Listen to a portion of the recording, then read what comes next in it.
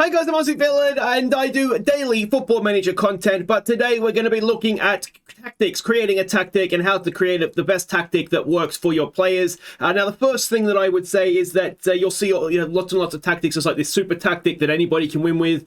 I'd just be a little bit cautious on that because those tactics, they do obviously work, but they work for the specific players that they have. If you have a, say a Barcelona tactic or a Paris Saint-Germain tactic, that's probably not going to work so well if you don't have, Messi, Neymar, Mbappe, or, you insert the players that is working for that tactic. So just be a little bit wary of it. You might find you do use one of those and it's not working for you. That's why. It's the players you have don't quite fit. So what I'm going to be doing here is just sort of showing you how to create a tactic that works for your players rather than showing you a tactic that I use because it may not work for you. Now, the way that I always look to build a team is very much from the back. Now, I always think that you are better off. Now, well, first of all, what we should do is if we go and have a look here, if we go to create a new tactic, because this is what it's going to show you. Create new tactic, you're going to come up onto this screen. Depending on what division you're in, what level you're at in within that country, and what your target is. If you're trying to win the league, you'll probably have a different tactic than if you are trying to just avoid relegation, where you're going to be scrapping for every point. So I always think choose a style that you like because ultimately it's your game and you're going to have to watch the games come out. I like controlled possession, tiki-taka, vertical tiki-taka. That's usually is what I sort of default to. I find though it doesn't really matter. Just whatever you click on, because you're gonna play around with it anyway. So if we go control possession, choose a formation, and you're gonna want to see in your squad, what players suit your positions. So whichever one you want to go for is going to be absolutely fine. So if we can click that, then we hit confirm. Of course we do, dumbass. And so that is then going to bring you back to this screen. So for the purposes of this, I'll just go back to the tactics I already have done here. And this is my Grindavik save. We're trying to win the Champions League with this Icelandic team. So if you want to come and watch that, it's difficult, I can guarantee you. But yeah, like I was saying, is I like to build from the back, and I always think that you're better off getting, because it's going to come into recruitment, comes in as well, the tactics. I always think you're better off getting tall defenders that are good at heading the ball, good jumping reach, good strength, and I feel like the best example I have of that in Icelandic football right now is Magoma here. He's an absolute monster. Now, he happens to not be too slow either, but I always think you want the jumping reach over pace. The reason being is that, and you can see what we do here, you can sit deep and you can protect against the lack of pace. Teams can't beat you for pace in behind if there's nowhere in behind. Whereas if you have someone who's quick but is not very good in the air, you can play a high line and it will help protect you from that. But what you can't do is you can't play a high line from a corner or from a free kick. So you're going to get exposed when you get to that point. So that's why I personally like to go with the big boys that can head the ball away, because ultimately, they're going to then protect you from a corner as well. And if you're struggling for goals, get the big boys up top. They can go and get some goals for you at the other end as well. Now, you'll notice here that I also have a ball-playing centre-back. I like to do that where I can, but you've got to have a player that can actually do it. So you want the passing, you want the vision, composure wants to be pretty good as well, so they're not going to panic on the ball. So I'm finding these two actually work quite well as a combination. You can see, again, not the greatest jumping reach, but I figure we have Magoma that can do that. So this way I have my ball-playing centre-back. But, Icelandic second division, the fact that I have a ball-playing centre-back is maybe a little bit ambitious. Now that we've got that sorted, assuming that you are going with the big defenders, the deeper line, what you are probably going to want to do then is when you're attacking, think about where the space is going to be. If we're sitting back like this, look at all the space. The other team's going to be obviously pressing onto us to try and break us down. We're going to have a lot of space in behind. So what you might want to do in that case is look to play with your wingers, look to have someone up front that's a little bit pacey. Now, this guy is particularly pacey, but he's as good as I can do. And then, get your wingers. Get your wingers that can get out wide, that can dribble, that have a little bit of pace about them. And, of course, with the better team you have, the more money you have, the better division, the better quality of player you're going to be able to get as well. But as I say, Icelandic second division we're in just now, and obviously we have limited ability to do that. But yes, get the ball out wide. Now, I'm not quite sure how I have this going. Sometimes I'll distribute from the back. If you're trying to play possession football, which is kind of what as I said, I'm trying to do.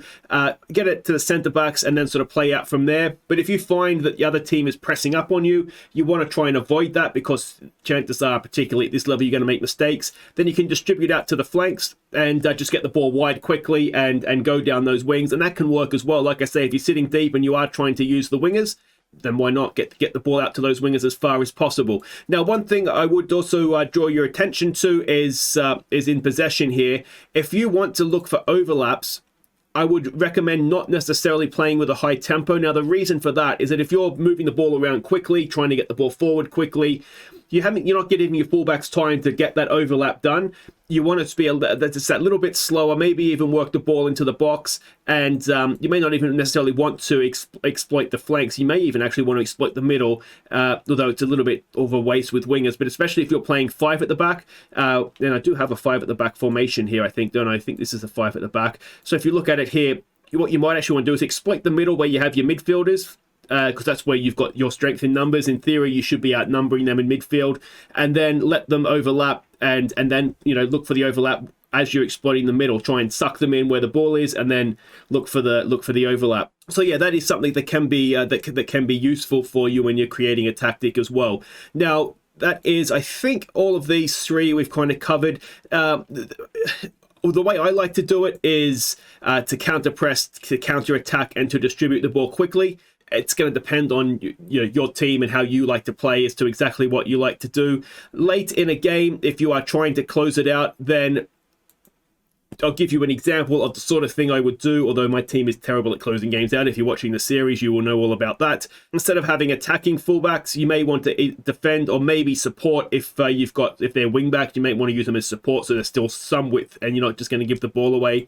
But switch these guys to defend. You may want to move this guy as just like an anchor man or a halfback, someone that's just going to sit in there, just sort of sit everybody a little bit back. You'll want to obviously go very defensive or defensive in your tactic, but good ways to waste time. You want to lower that tempo right down, waste time as much as you can, obviously.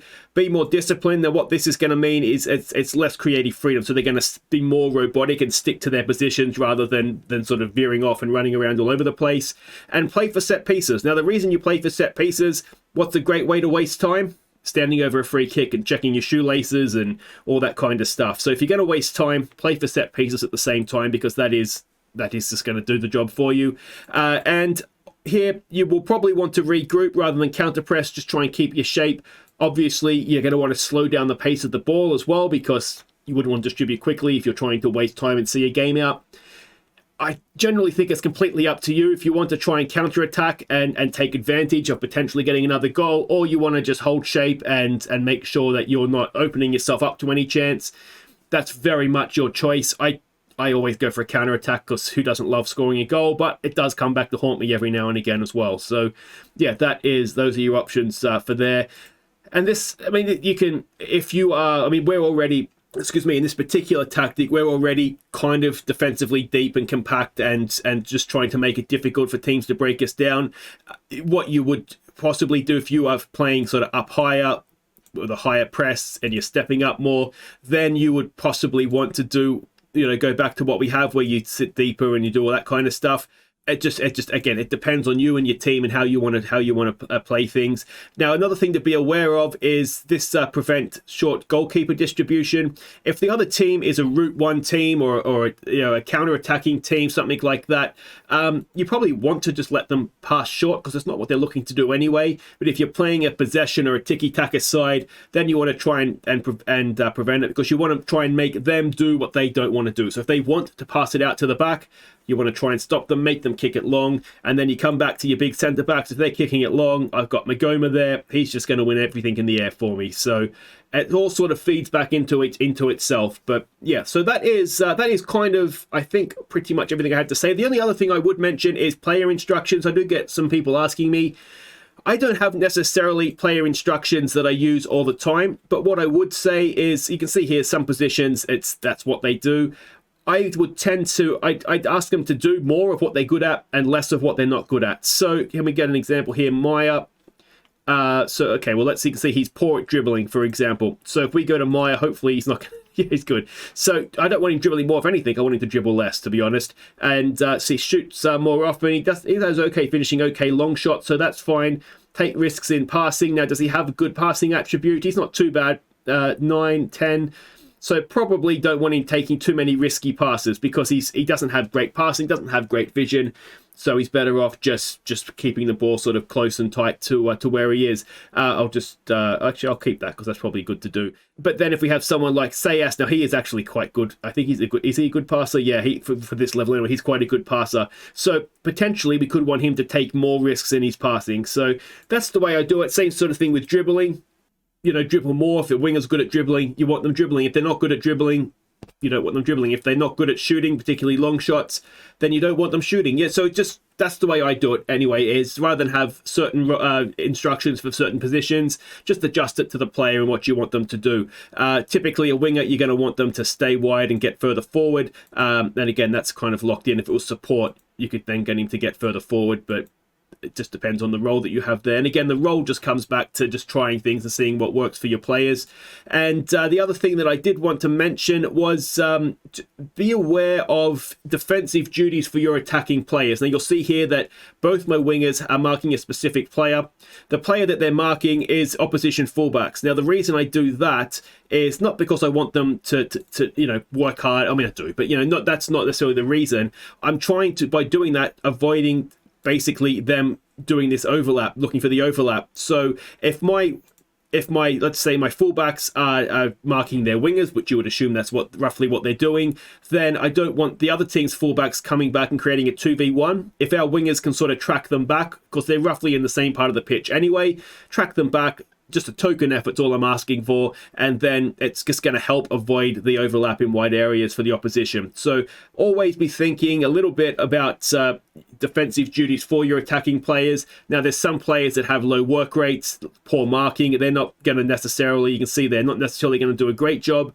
But as I say, I'm just really looking for a token effort, and as long as they do that, then that's fine. But again, the higher standard you get to, you're going to have to be more and more aware of that as you go. Now, I'm going to do a separate tutorial on set pieces, so if you want to join me for that, come along. And I'm also going to have a tutorial for training, which can help you sort of get your tactic in shape as well. So until then, take care.